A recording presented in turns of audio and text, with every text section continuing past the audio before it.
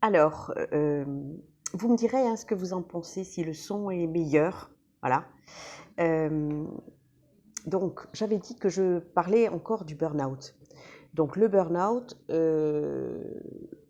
j'avais dit que la plupart des gens qui sont victimes d'un burn-out ne le sentent pas venir. Donc, si vous êtes proche d'une personne que vous sentez commencer à présenter les symptômes dont j'ai parlé l'autre jour, il faut en parler. Alors, soit la personne arrive à rectifier un peu le tir, soit surtout elle va demander de l'aide. Voilà, c'est très important. Vous vous rappelez, il y a une phase d'alarme, ensuite il y a une phase de résistance au stress avec les symptômes qui commencent à arriver, physiques, et ensuite il y a la phase d'épuisement. Il faut savoir qu'il y a deux types de personnes qui, euh, euh, qui vont être susceptibles de faire davantage un burn-out. Les personnes à qui on a inculqué le fait d'être parfait, de ne pas se plaindre, d'être bon, d'être gentil, euh, d'être disponible, de se dépêcher, voilà, enfin bref, d'être parfait, d'être fort, voilà. Et puis il y a les personnes en qui c'est ancré, c'est-à-dire c'est dans leur caractère, hein, des gens qui sont anxieux, qui veulent plaire dans le bon sens du terme, dans le sens être aimé, être apprécié, quelqu'un qui veut aider les autres, qui veut être presque protecteur, quelqu'un qui va être dans la négative, quelqu'un qui va vouloir aider en étant un peu devant. Euh, et bien effectivement, tout cela sont un peu plus fragiles. Vous savez, dans une journée, normalement, c'est 8 heures de sommeil, 8 heures de travail, 8 heures de loisirs. Donc, si vous vous rendez compte que vous allez un petit peu trop loin, essayez-vous de rectifier et de prendre des loisirs. On peut avoir des loisirs pas chers, hein. Moi, quand je monte sur mon vélo, ça coûte rien, si ce n'est d'avoir le vélo, bien sûr.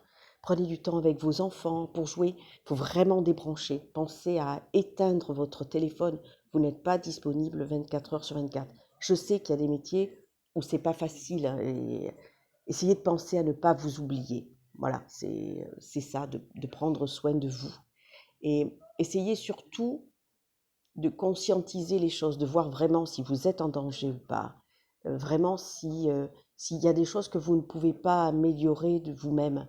Essayez surtout de ne pas rester dans le déni, parce que souvent là on le sait qu'on en fait trop, hein. On commence à avoir des petits signes. Et je voulais vous donner des exemples de gens qui s'étaient rendus compte euh, de ce qui se passait et qui avait essayé d'arranger les choses.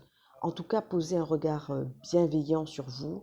Essayez à la fin de la journée de voir tout le travail accompli, de vous féliciter de ce que vous avez fait, peut-être de prendre conscience de ce qui n'est pas parfait, mais peut-être aussi de l'accepter, hein. On a tous des défauts, des imperfections, euh, et puis surtout, oser demander de l'aide.